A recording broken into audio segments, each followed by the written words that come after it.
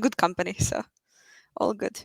Okay, we have people joining still, but I think we can start and then, continue the conversation. So my name is Lada, and we're gonna have a very laid-back conversation today about procurement with my dear friend and our guest today, James Meads. Yes, thank you very much for coming today, James. James is the founder of ProcurementSoftware.site, procurement professional with 20 years of experience, and all around a great person. I've known James for, I think, a little over a year now. We had a few conversations, so very excited to have you on here today. We're going to talk about all things procurement, about procurement software, P2P, Gen Z in procurement, and so on. So, yeah, let's get right into it. So, James, can you tell us a bit about yourself? Gave you a big intro. Yeah, happy to, and thank you for inviting me. Pleasure to be with your community. So I'm definitely not Gen Z, just to be clear. Otherwise, I think I've drunk a lot of whiskey. And so yeah, my background is, as you mentioned, I'm a procurement professional by trade. I started in the automotive industry back in 2002 as a graduate trainee for Jaguar Land Rover. And then worked for a couple of tier one suppliers after that. And then from there, I moved to Germany and then spent the rest of my professional career from 2006 onwards in Germany in the automotive and then in the consumer goods space. After the 2008, 2009 recession, I realized that I wanted to work in an industry that was a little bit more recession proof. So I moved into the indirect procurement space and joined a company that makes toilet paper, because as COVID showed us, in every crisis, toilet paper companies tend to do pretty well. So that's really a whistle stop tour. I mean, I've purchased direct materials and indirect materials and services. I've always worked in manufacturing companies, so I've never worked really in the services sector or in the tech sector. And then I left the corporate space at the end of 2018 to start my own business. And really, one of the push factors behind that and sort of how I got into procurement tech, I guess, was back in corporate. I often felt like a very well-paid admin assistant with some of the stuff that I was being asked to do, and I thought, surely there's a better way than paying someone on my salary to fill out travel expenses or chase around signatures on contracts and all that lovely stuff that category managers have to do, because we no longer have admin assistants a lot of times in procurement teams. But now, certainly over the past few years, tech can automate a lot of those processes. And I just got really passionate about how the smaller tech companies like yourselves and many others in this space just don't really have the same exposure as a lot of the bigger, more legacy players, just because of things like marketing budgets, number of salespeople that you have, different countries that you have a presence in, and so on and so forth. So yeah, that's really how I ended up in what I do now. Amazing. Well, I am glad that you have brought all that breadth and depth of experience to our conversation today. I'm very excited to talk to you. I realized that I haven't introduced myself much when you referred to me as one of the procurement companies. Yeah, so my name is Lada. I am a community manager here at Procuro. Procuro is a cloud-based software for procurement AP automation. So not a this conversation is not going to be biased. This is not a sales talk. That's just, a reality check telling me where I come from. But yes, thank you so much for coming, James. You talked a bit about how your procurement career began, what inspired you to get into auto and back into the field. But then let's talk a little bit about ProcurementSoftware.site. So it's a great project, big love of mine. Can you tell us a bit why did you start it and what gaps in the market are you trying to fill?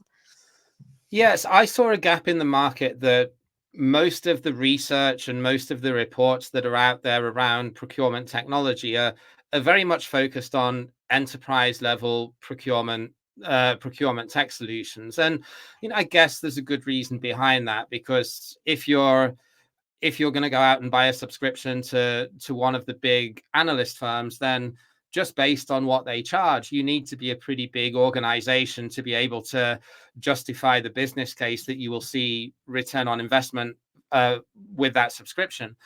And some analysts I think are more ethical than others in terms of whether they're pay to play or whether they take money from both sides of the coin. But regardless of that, they're all really focused on enterprise solutions. And my hunch was that there are a lot of heads of procurement or senior procurement professionals out there that are interested in this topic that don't have a 5-figure sum to go out and spend on one of these big analyst firms. And the biggest challenge I saw when I started looking into this, I mean, I was one of them, that I'd heard of the usual suspects, Ariba, GEP, Cooper, iValue, Jag, all the ones that sponsor the conferences and have got massive marketing budgets. But I hadn't heard of the Precoros and all of your competitors that are out there.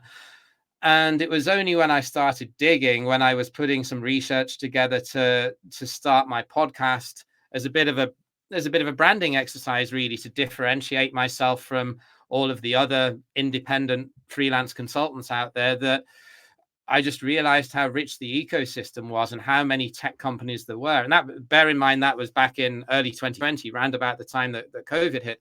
And then they've just mushroomed since then. There's probably 200 more on the market than there were back then. So I thought the biggest challenge that the average procurement leader has in a non-enterprise company is just to understand the breadth of the market and what makes Procuro special, or what are their USPs compared to some of their competitors, because what would be a great solution for one business may not be for another. And that doesn't mean that one solution is better. It just means that every buyer has different needs. So what we really try to do is to put all of those solutions out there and make them discoverable. And then, a head of procurement or an IT category manager, they know how to run RFPs, right? They know how to evaluate bids and understand and evaluate proposals, but they may not know how to discover all of the different solutions that they should include in that exercise. So that's really what we set out to democratize, was just the access to that very high level data. Of course, we don't go into the same level of detail around comparing the solutions that a Gartner or a Spend Matters or an IDC would, and we never intended to do that. Otherwise, we'd have to charge for our research, and we don't want to do that. So we intended it to be a free, at the point of access way, that the average procurement pro that doesn't have a budget to spend on research can go out and filter and hone in on the solutions that they want to learn more about, and then if they want to reach out to a salesperson and get a demo. We do obviously have a paid version of the database on the back end that we target more towards boutique consultancies, VCs, larger organizations that maybe have a center of excellence team that need to have round the clock access to this type of data. But the average procurement pro would be able to use the free version, and in 99% of cases get what they want off of the website without needing to pay for it. That's great. I feel like that took me back to the memory from DPW in Amsterdam last year, where there was the expo hall and there were about 50 startups, procurement tech startups. And some of them are, targeted towards SMBs, and some of them not so much, and they're filling a gap in the enterprise software. But there's still so much. And, you really cannot tell which one's which, Yeah. and which is going to solve your problem, which is not, and you don't want to go to every single demo to find out. So yeah, great job creating such a resource. I think it's very valuable for a lot of people, for the majority of people out there. So it's still a big part of the market. And speaking about the market, and speaking about how many software solutions there are, I feel like a lot of conversations nowadays for procurement pros are about the state of the procurement software market. Some say it's too many solutions, some say it's not enough solutions. Is the ERP dead? All of that. So, what's your opinion about the current landscape of the procurement software market, especially for midsize? Yeah, that's a great question, and it's a very broad question as well. So I'll try and answer it as best I can. But if you do want to drill down into one specific, then by all means, prod me a little bit if you want to sort of go down one rabbit hole. So I think there will be consolidation. I do think that there will be some tech companies that don't make it. Indeed, every 2 or 3 months, I get my database manager to just click on all of the URLs and just make sure that the websites are still live. And every time he does that, he comes back to me and says there are usually 2 or 3 that return a 404 error saying that it's the website's no longer up and running. So there are companies out there that silently just disappear, and I think that will continue to happen. It's getting harder and harder to get funding beyond seed rounds now. I think that's common knowledge that getting venture money is not as easy as it was in 2020, 2021.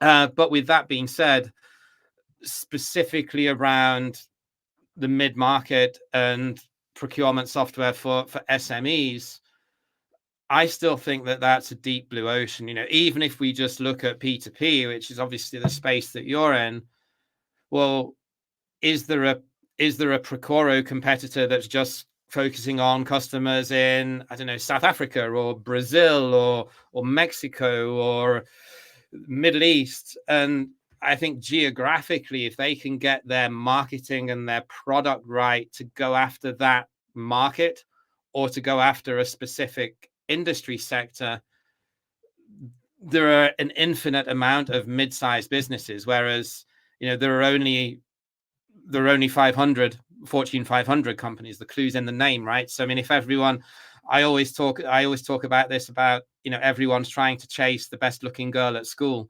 and I feel a little bit like that sometimes with enterprise software, that there are so many companies chasing these big customers. And okay, if you're doing something really unique, like what Pactum have developed, for example, with like automated negotiation, then okay, great, that's something that hasn't been done before. But if you're going onto the market to be a competitor of someone like Cooper, then you've got to be pretty damn good, or have a very unique selling proposition to say, well, okay, well, why should I consider you rather than an established solution that's got loads of existing customers that can give a testimonial? So I do think that there is scope if you're a new founder, or if you're developing something. But I think product and market fit is going to require a lot more thinking outside of the box and honing in before you approach some VCs and ask them for some money.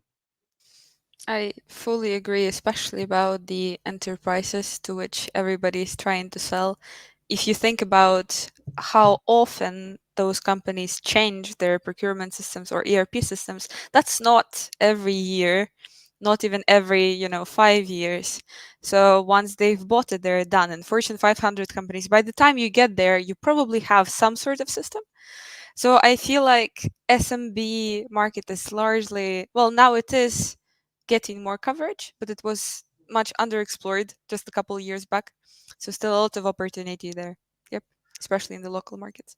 Yeah, especially in the local markets. And then it's down to, well, how mature is procurement in those markets, and how developed is the economy? I mean, if India has a very rich ecosystem, for example, of local software companies. So if you're going into India as a foreign company, then you're probably going to struggle. But there aren't really any local procurement tech solutions in somewhere like South Africa, or in Brazil. There's maybe 1 or 2, but there's certainly not many given the size of the population. So yeah, that's definitely a factor. Yeah, I think that's a great opportunity. If anybody on this call wants to found a procurement software company in Brazil, you have things to do. Uh, okay, and then when we discussed this webinar, this discussion, we talked about spend analytics a lot, and you mentioned that spend analytics would be your first investment in a greenfield head of procurement role. So let's talk a bit about that. Why that? Yeah, so I'll caveat that a little bit, that it does depend on the size of the business and how many legacy IT systems that you have. But let's say you're a 100 200 million dollar business, so you're a reasonable size. You need to know what you're spending first of all before you look at any opportunities of how you can deliver value. If you fundamentally don't understand what you're buying and who you're buying it from and what price you're paying for it and how that price has moved over the years and whether the volumes have changed, then it's kind of like the blind leading the blind. So, if you're a 100 person business and you're turning over $20 million in revenue and you've only got one location, then okay, you can probably do your spend analysis in Excel. But if you've got a complex operation, you've got several production sites, and you've maybe acquired a couple of those, and you have a legacy ERP system in there that doesn't communicate with the other incumbent ERP, then some spend analytics software is going to be pretty much a must-have to really be able to do your job and identify your opportunities. Because if you don't do that and you go out and buy, I don't know, some fancy e-sourcing software, well, how do you know what to tender if you don't really know what you're spending? There'll be one or two obvious candidates. You're obviously going to know what your biggest raw material or professional service spend is, depending on the industry that you're in. If you're a co-working space, then your biggest spend is going to be probably real estate. But you still need to understand your spend to be able to do a good job as a head of procurement in a newly created procurement organization. That's really true. And I also had a lot of experience talking to CPOs of even large organizations, like upwards of 40, 50 million of spend. And then you ask what they're using, and they say Excel. And we have, 8 different spreadsheets that 120 people are filling out. And I am sure that some of my gray hair can be attributed to that. I cannot imagine the cost of a mistake in that scenario. So I think with a lot of the solutions that are now in the market, it's such a cheap fix, potentially. And of course, we're going to explore that. But yeah, very, very interesting to talk about that. And actually, speaking of Excel, when do you think it becomes insufficient for proper spend analysis? Even if you were to download, somehow collect the data, when is it not enough? So I think when you've got multiple ERPs, it adds complexity because the different fields that you get populated. I remember being in an organization once, and the ERP that was used in one country that had been a joint venture that then got acquired by the company that I was working for. Their ERP basically only gave you the purchase order number and the description and the price. It didn't give you any technical data. It didn't give you quantities. It didn't give you anything else like that. So multiple ERP systems is one degree of complexity. Multiple sites is another. And then just how many categories or what are you spending on? If you're a services business or if you're a tech business, it's probably going to be easier than if you're a manufacturing business, because there are less moving parts typically in that business.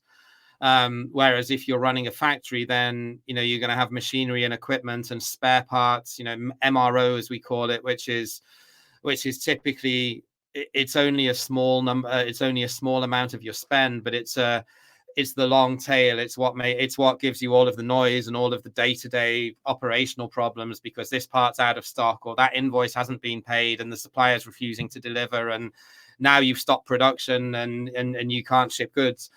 So I would say ERPs, number of sites, and degree of complexity of your operations would be the three. But yeah, as a rule of thumb, I would say any business that's under about 20 million in revenue can probably manage their spend in Excel. But once you get sort of 50 million and above, there are spend analytics tools out there now that are pretty affordable, depending on what you go out and buy. If you've got 20, 30, 40K to spend on a spend analytics tool, you don't have to have that tool generate much in savings for you to see the return on investment of that piece of tech. It's all you need it to do is highlight an area where you can make a 5-10% saving through an RFP that you're spending $1 million a year on, and job done. Exactly. I also feel like manufacturing companies, it is much more difficult to manage without a some sort of software solution, but then that also makes them more conscious of the spend they should be tracking, because they understand that there is, some sort of project or a production site and there are all the expenses tied to it, whereas software companies or IT companies, they treat everything like long tail spend. And then there are subscriptions that have been rolling for months and months and nobody's noticed because nobody kept track, or the person that bought some sort of subscription, they left the company and never notified anybody. And there can be so many different categories of spend that are just not tracked because they don't feel Yeah. like they should, because they're not a manufacturing company. Yeah, that's a really good point, actually, Lada. And I think, yeah, you're absolutely right. There are two sort of specific category groups that I would differentiate a little bit here. So, on the one hand, you've got the companies that you just mentioned, rapidly scaling startups or tech companies that have hired a lot of new people and maybe had a lot of staff turnover, so they don't really understand the procurement process, or they've never had a procurement process even, and everything's just done on a company credit card or done on an email. Um, and that, yes, the biggest challenge then is you've got a lot of rogue spend that you somehow have to bring under one umbrella and implement some governance and some process behind that. So the downside of that is you have a very chaotic operation that you have to put some order into. But the upside of that is that typically the people in those companies haven't been in the same role very long. You don't have someone that's going to be very protective or very defensive of a particular supplier, and generally the workforce is younger and they're going to be more open to to a lot of change in the workplace. Whereas on the other hand, if I take the stereotypical metalworking company somewhere in Germany that maybe is a family-owned company that has 100 million euros in revenue, and you've got people in purchasing and accounts and in manufacturing and in maintenance that have been doing the same role for 10-15 years, very, very conservative, don't like change. It's their way or the highway. You try to make change and there's like massive resistance. This supplier, I can call him on a Saturday afternoon and he'll answer me. We can't get rid of him. He's critical. Different problems, but still, two very unique cases where, having some software and some analytics and some data behind you as the head of procurement can really help to push that argument and that agenda to drive change, or to bring, in the first example, bring order where there is chaos into an organization. Exactly. And we are going a bit into a small rabbit hole, but I want to make one more argument. I think for both of those cases, one very important part is going to be the user experience of any software that they're going to pick, because with the chaotic younger workforce, especially what I've seen a lot in startups, it's like, well, previously we had our CEO's credit card and we just bought everything on that. And why do I need to? Oh, yeah. Why do I have to create, a PR or a PO even? Why do I need to? I can just buy and then, ask for reimbursement. It's that easy. And then in a more established traditional industry, because, for example, we have a lot of clients in education or in healthcare. And for a lot of those people, they don't want, they have a lot of responsibility already. They're doing, with no intent to shame any other industry, but like, teachers and so on. Um, they, or medical workers, if they have to, for example, submit some sort of request for something, they have stuff to get done. They don't want to get through another complicated solution, Yeah. but they also definitely don't want to miss that something, some sort of critical drug that they have to order, or some sort of service that they have to order from somebody else. They need that in order. So I think for both of those categories, any sort of software that is being developed, it has to be very simple. That's just, thoughts that I have all the time as part of a software company. Yeah, 100%. UX is, and again, it's slightly, if you're a P2P tool, or if you're an e-sourcing tool that either external suppliers or internal stakeholders within the business that are going to be occasional users need to understand how to use, then 100% that solution has got to be user friendly. Now, if you're someone with a name behind you like SAP or Cooper that's been in the, and I'm not singling those out as being bad, but if you've got someone with that name behind it and that level of existing customer base selling predominantly to enterprise organizations, then CIOs are going to be a little bit more forgiving. But if you're a best of breed tool that's selling into the SME or the mid market, if you don't have good UX, I genuinely don't think you're going to exist in 2 or 3 years' time, because you're competing against solutions like yourselves and your few competitors that also have like really great UX and a really intuitive platform, and you're going to be dead in the water because, yeah, why would you choose a solution that's clunky if it doesn't have a big brand name behind it? Yep. And even with a big brand name, that's another. And I promise that's the last one. I just have so much. I also have a lot of opinions and experiences to share. I had a few conversations with our customers who have an bigger ERP system, something like SAP or Coupa, and then they still implement Precoro for the intake part for the PR or PO, Mm, because in for the the sales spin. past, Yeah. yep, because we will talk a little bit about Gen Z in a few minutes, but for a lot of younger people that are entering workforce, they don't want to go through all that to order a laptop, to order something.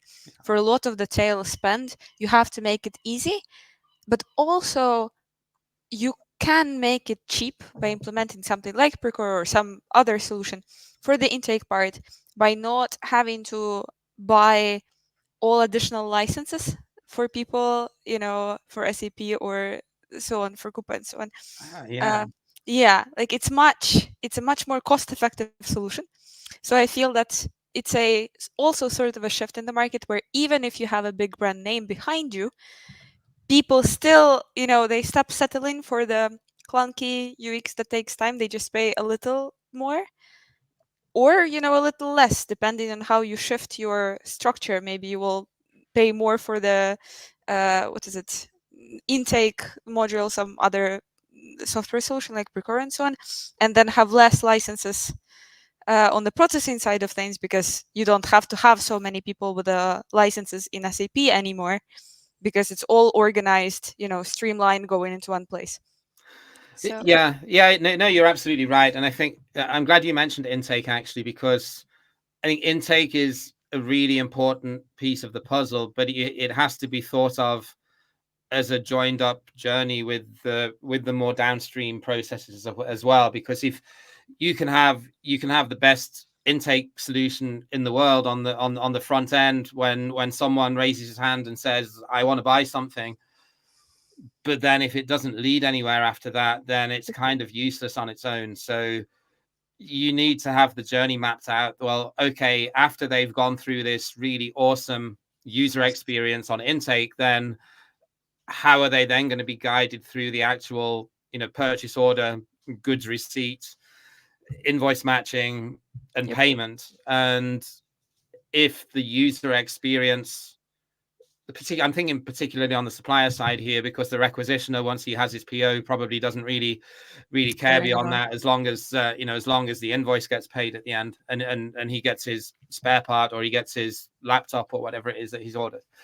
But especially on the supplier side, it's interesting, actually. I was discussing this on site at a client 2 weeks ago, that they were looking at doing an invoice automation project in house, which is great. That would save them some labor within their operational procurement team. But their finance supervisor said to me, I'm really glad you're here, because even though we've been looking at this and we've kind of got a solution, we still need a supplier portal, because suppliers are still going to contact us by email or by phone, because they can't see where their invoice is in the system. So I think, yeah, intake is important, and there are some great solutions out there that do intake, but the supplier needs to be able to log onto a portal and see where his or her invoice is, or if they need to change their bank details, or if they want to request a change in payment terms, then they should be able to do that type of thing online. Yep. They shouldn't have to send an email in 2024. They shouldn't have to pick up the phone or send an email to the buyer. It's not a good use of buyer's time doing that. I mean, it's administration. It's a task that you could hire someone on Upwork or one of these freelancer platforms and pay them $10 an hour to do that type of work. So a procurement manager in the US or in Western Europe that's, you know, earning probably around 100K a year dollars, it's not a good use of that time. Yep, I agree. We are slowly going. We're not at the end of the session yet, but we're gearing towards it. And I just wanted to say to everybody, if you have any questions, we are going to have a Q&A session at the end. We already have one question in the chat, so please go ahead, put them there. I think James is sharing some very interesting, points of view. So I'm sure there is a lot to hear. And actually, you started talking about automating manual tasks and the sort of salary that is attributed to doing the, what is it, operational, just filling in data sort of things.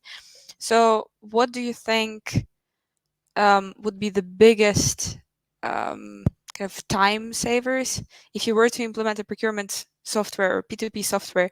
Where do you think you would see the most time saved in the procurement process?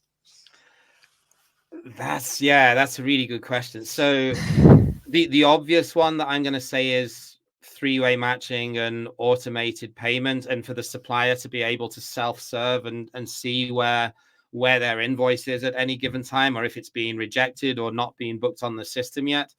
So that's the most obvious one that springs to mind. The other one I would say is probably on the other side of the coin, that if a requisitioner, if a stakeholder in the business wants to buy something, if they can go into something like a Procuro and self-serve with their request.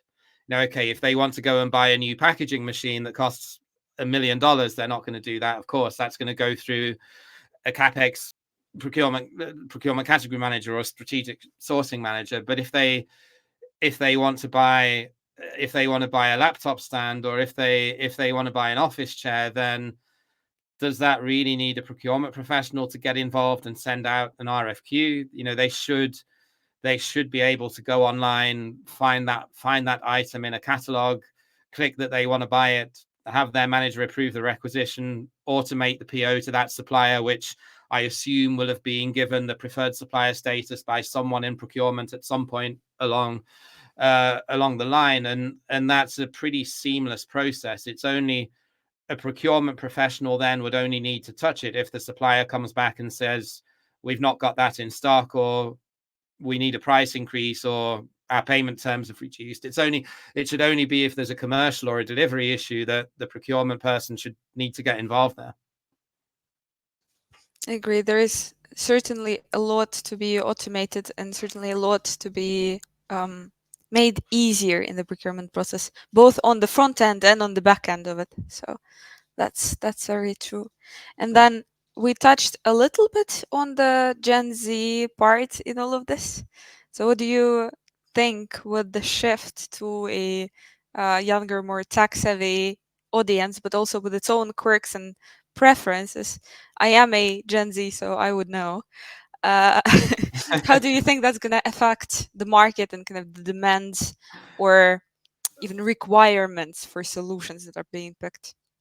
So my obviously not being a Gen Z or Gen Z, and not having any Gen Z immediate family members or anyone close to me, from what I can see, Gen Z are very, very good at finding the shortest possible route to getting a task done because they're very tech savvy.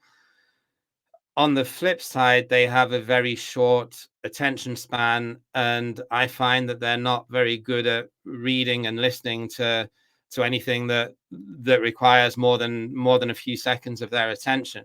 And I understand why that's come about. If they're the first generation that grew up with Instagram and with all of the and with social media. I mean, millennials did, I guess, to some point, but they were probably at high school or at university before they got it. So number one is they are much more choosy about the type of work that they do. Almost in the past, they're growing up in a generation where there's been pretty much zero unemployment in most economies, whereas my generation, I'm like on the border of being a Gen X and a millennial. I grew up where my dad was out of work for a couple of years when I was a kid, because we grew up through that deindustrialization of in the UK during the 1980s. So I was a lot more conscious around unemployment and having to just take any job to make sure that I got money when I was younger, because I could have sort of had that. I was conditioned towards that, whereas Gen Z haven't really gone through that. They're not going to want to go in and do repetitive tasks. So if you've got a 60-year-old employee that's retiring in accounts payable or in operational procurement, and their job is just checking invoices or converting requisitions into purchase orders every day, good luck trying to find a 25-year-old that will do that job for more than a few months before they get bored and quit. I agree. It's a very, as a Gen Z, yeah, I would much rather do this and talk to you and learn from interesting people than fill in data. But it's definitely going to be a big shift. I feel like not yet, because a lot of Gen Z doesn't have the decision-making power yet in the workspace, and then we don't have a lot of them in the procurement space. Unfortunately, doing my best to recruit more, I promise. Uh, We need but more.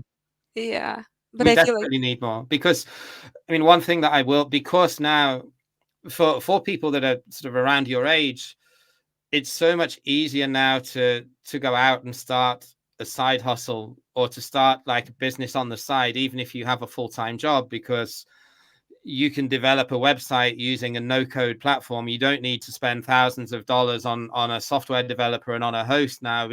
So if you've got an idea, if you want to, I don't know, teach yoga part-time, and you want to set up a website to build a community around that, it's easy to do that now, because the tech and the tools are so much more affordable, and you can build an audience through Instagram or LinkedIn or Facebook or wherever it is your audience hangs out. When I was at university and I wanted to earn money, I had to go and work at Burger King or get a bar job or something like that. So yeah, I do think that it's a lot easier to test things out now, just the way that the employment market is. yep, it's a lot of experimentation with little consequence. But I think the Yeah. consequence is going to get there I've lost very the soon. sound again. Oh, okay. We can wait till James comes back in a second. We have Yeah, just we're a back. couple. Okay, sounds good. I was about to say that we have about 5 minutes or so left, so that again, if you have any questions, you can put them in the chat. And I think that I will have to skip to the very last point, but which I really love, which I wanted to ask you today. So, reflecting on everything that we talked about today on our discussion, um, what immediate actions or like key takeaway can attendees take to start seeing improvements in their procurement practices? It's one thing that they can do. What's your biggest pain point? So if you're looking at implementing digital tools, then what is the biggest time suck in your organization that could potentially be automated? Or what's your biggest challenge? Is it cost? Is it compliance? Is it visibility of spend? If you understand your why, then the what and the how becomes a lot easier. So I mean, I could say, for example, you should all go out and look at a demo and test Procuro out for 3 months. But if you don't really have a lot of pain in your P2P process and a lot of unnecessary administration, then maybe your bigger problem is understanding your supply chain's carbon emissions. So I think understanding your biggest challenge is the first step to understanding how tech could potentially help you on that journey. That's awesome. As a little ad note, Precoro will soon start helping you with your emissions as well. But completely test Precoro out anyway. Might find something interesting. Okay, so I think we can skip to the Q&A. We have one question so far. Hopefully, a few more will come up. So we have a question from Chaitanya Sharma. Can you please elaborate more on procurement software solutions in India, since you touched on that?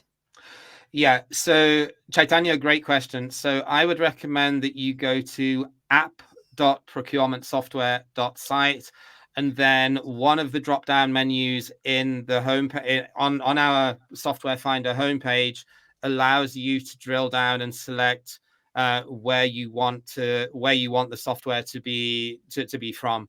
And India is one of those selection criteria. So if you just go on there and select India and no other search criteria, it will show you all the software solutions that we have listed on the website that are Indian companies.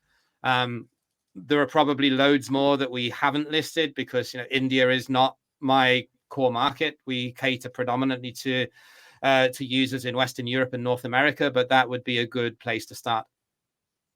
Sounds great. Thank you very much. I put the link in the chat. Yeah, Chaitanya says thanks. So I hope that's gonna help. The other thing, Also, Titania, I would say just before we close out, and sorry, Lada, to interject. There's a good friend of mine called Kartik Rama. He's a digital procurement expert, and he's Indian. He's based in Hyderabad, so maybe reach out and connect with him as well, because he's a wealth of knowledge on the Indian procurement tech market. yeah, he's amazing. I think I've seen him a lot on LinkedIn, so yeah, it's great. Okay, it doesn't seem like we have any more questions as of now. Yep, great. If you have any last questions, please do put them in the chat. If not, I'll also put a link to Precoro. Just an FYI, if you would like to check it out, you're free to. Feel free to. But yeah, thank you so much for coming today, James. I was really excited to have this discussion. It did not disappoint. I was very glad to hear, your insights and your experiences with the industry. So hope to have you here again. absolute pleasure. Thank you, Lada. Great to join you. Cheers. Yeah. Cheers. Bye bye.